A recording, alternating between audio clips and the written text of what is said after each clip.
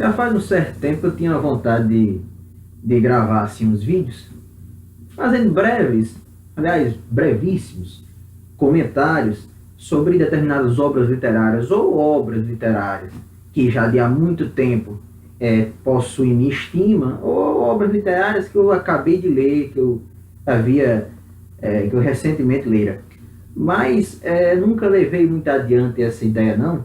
Abortei esses planos. Pelo menos esse tipo de aborto é permitido no Brasil, aborto de planos. Então eu abortei esse plano em função de que há muitos vídeos, né? Todo canta vídeo na internet, muito bem editados, com meninos e meninas muito bonitinhos, não tanto como eu, mas bonitinhos, falando sobre os vídeos, sobre os livros, aliás, e muito dinâmicos, né? Esses meninos são muito dinâmicos, eu acabei não gravando. Muito embora esses vídeos sobre livro da internet, eles se dividam basicamente em dois tipos. Aquele que faz todo aquele script de internet, né? Aquela coisa, a lá Wikipédia, a obra foi lançada em não sei quanto, fulano de tal falou da obra, vendeu não sei quantos exemplares, passou não sei quantas semanas na lista dos mais vendidos do New York Times, aquela coisa toda, né?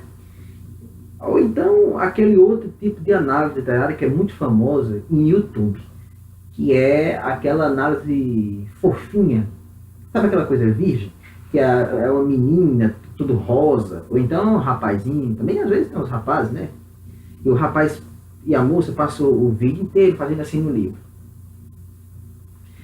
Essa obra, não sei o que, essa obra literária, e beija a obra literária, e coisa nojenta. Mas tem muitos vídeos bons também, né? Se você pegar o Universo TV, ali é uma fonte inesgotável. Já fizeram quase, eu acredito, uma centena de programas, trazendo de fato especialistas. Nossa, passou uma mosca gigante aqui em frente à câmera ali. Trazem especialistas para comentar sobre obras literárias. De fato, são especialistas. Eles já escreveram artigos, já escreveram teses sobre as obras literárias das quais eles estão comentando.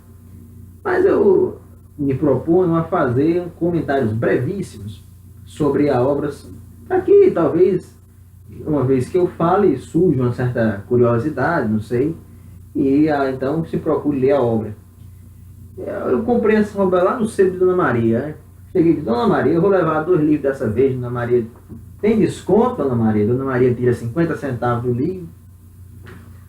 Aí eu comprei essa obra. A Fogueira das Vaidades, de Tom Wolfe. Ela foi lançada em 1987. Agora eu também farei meu script aqui. Tom Wolfe é esse senhorzinho aqui, todo arrumado, todo bem vestido, nesse terno dele aqui, nesse terno. E Tom Wolfe tá vivo, viu? Já tá se arrastando, porque já tá velho que sua porra.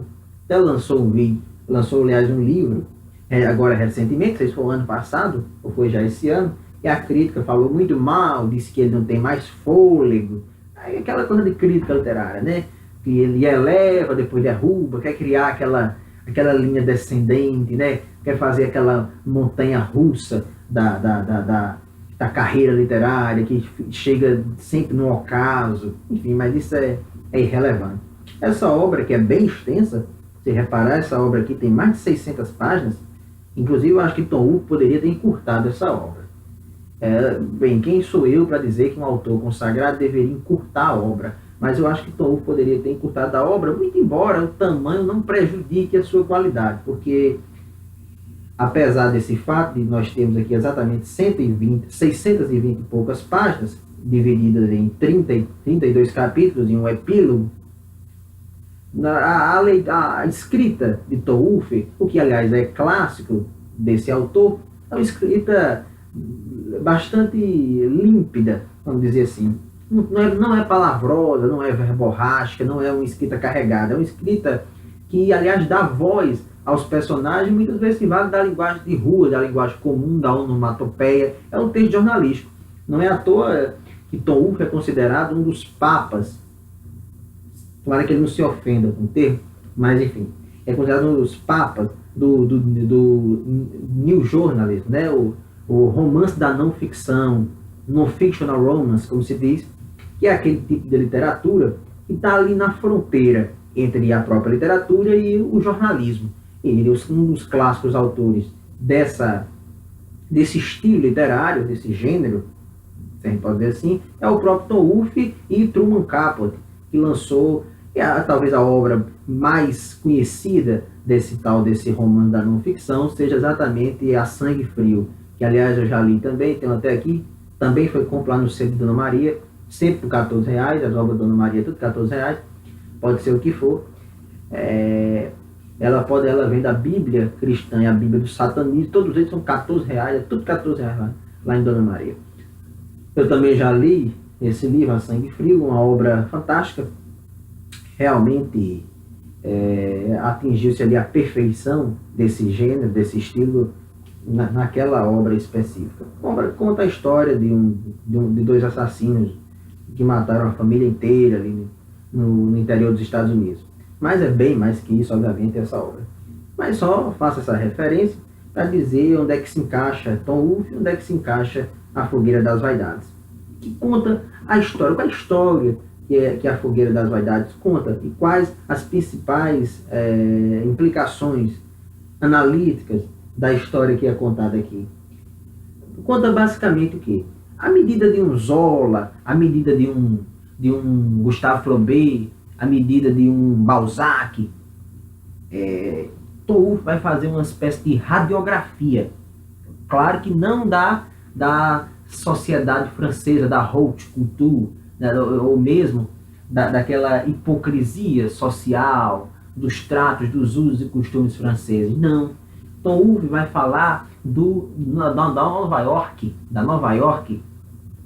Tom Wolfe vai falar da Nova York dos anos 80. Aqui nós não estamos necessariamente no centro cultural do mundo, mas principalmente no coração nervoso econômico do mundo.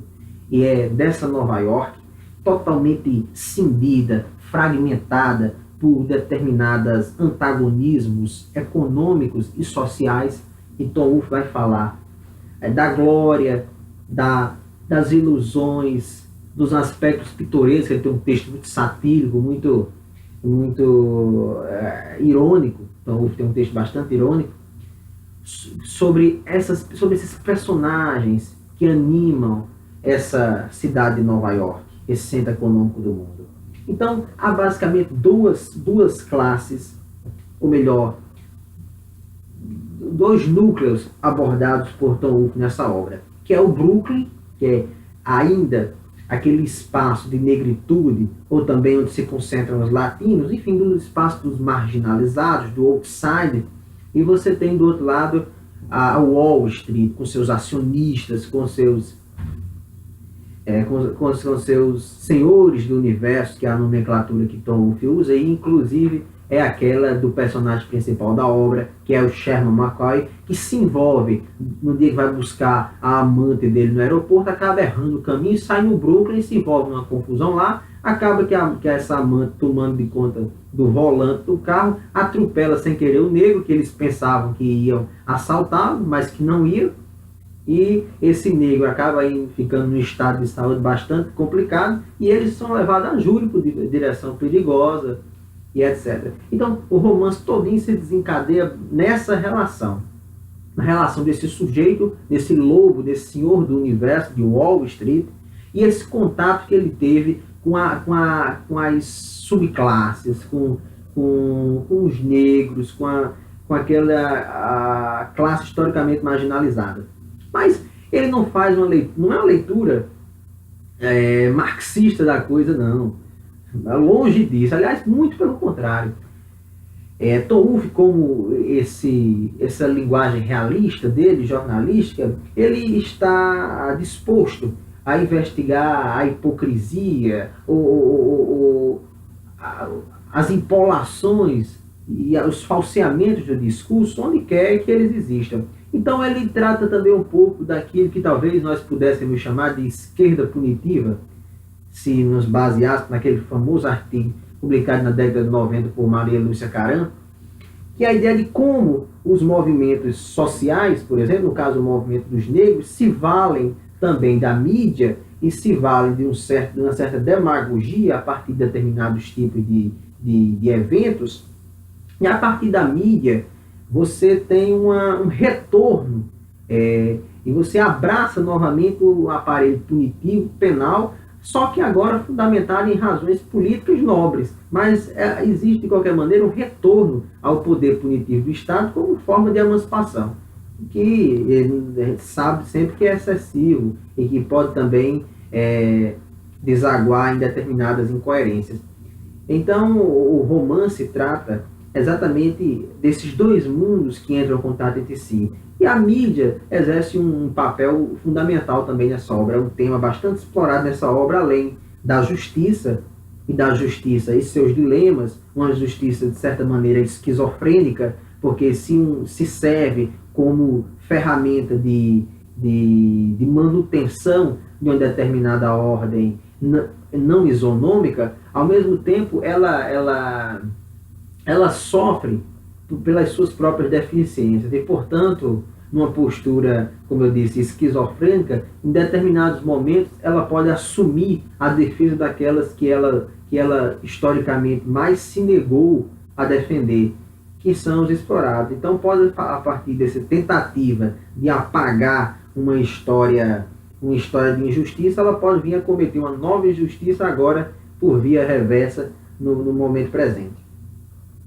Então, a questão dos outsiders, dos grupos marginalizados, os dilemas próprios dos chamados abastados, dos bem-nascidos e dos ricos americanos, mas que em compensação têm uma vida de aparências, porque o dinheiro que ganha mal dá para pagar o luxo de um apartamento de $10 mil em uma das avenidas principais, com uma vida conjugal enderrocada, né, com o próprio Sherman McCoy, que tinha essa amante que o fez se perder lá pelo Brooklyn, tinha uma vida conjugal muito pobre, que apesar de amar a filhinha que tinha, Campbell, muitas vezes era distanciado com a menina, e com a mulher pior ainda, né? A mulher estava mais preocupada em manter o corpo fitness, que ele achava horrível, porque é descarnado, e, claro, não havia também de parte dele uma contrapartida, não se pode exigir da mulher que sustentasse sozinha a máscara de um relacionamento. Mas o fato é que as relações pessoais, até mesmo daquelas pessoas abastadas, eram pobres. Então, são esses mundos, né? E com esse mundo abastado e o mundo marginalizado, e com as figuras, com as lideranças que nesse mundo marginalizado surgem.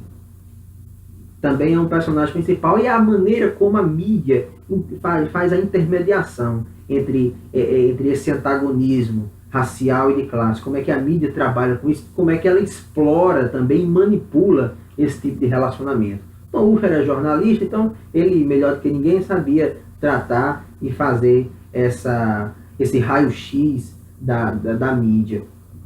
Então, a obra basicamente retrata esses dois mundos diferentes e mediado pelos meios de comunicação.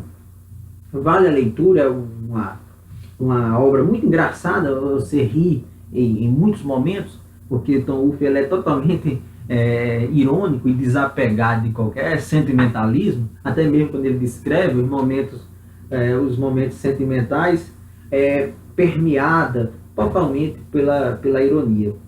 Aqui no Brasil, pelo menos essa edição que eu tenho, que é a 8ª, não é nova, né? Essa edição já me parece que ela já é de 1990, nem nascido eu era. Ela foi lançada pela editora Rocco. Tem prefácio vejam vocês, de Paulo Franci, que elogiou muita obra.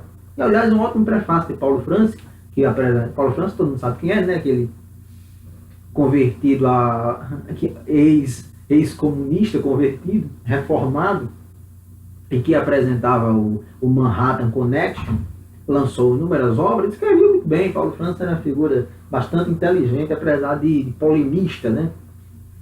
Que, aliás, era bem melhor do que os direitistas, as pessoas de direito de hoje. Pelo menos ele tinha graça, Paulo Franci. E ele escreveu o prefácio desse livro.